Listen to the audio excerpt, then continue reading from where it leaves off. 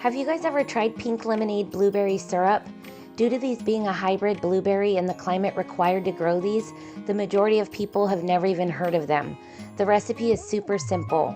All you need is 4 cups of ripe berries, 4 cups of sugar.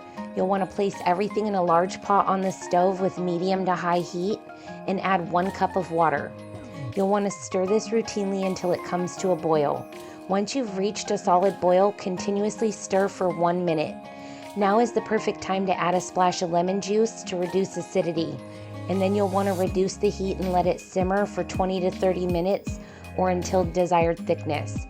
When it comes to canning, I prefer to use a standard canning funnel with the built-in strainer, a canning collar that you'd normally use to fill your mason jars, and the proper size straining basket that I got out of my set I purchased on Amazon.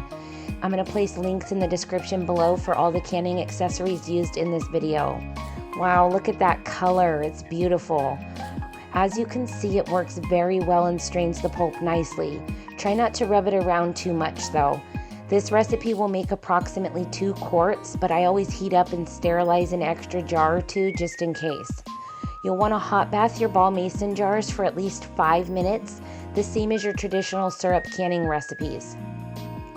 So there you guys have it, an unbelievably tasty syrup made extremely easy from home with the unique berry. I'll post the full recipe in the description below.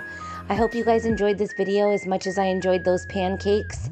Be sure to smash that like and subscribe button, it would be much appreciated. Until next time.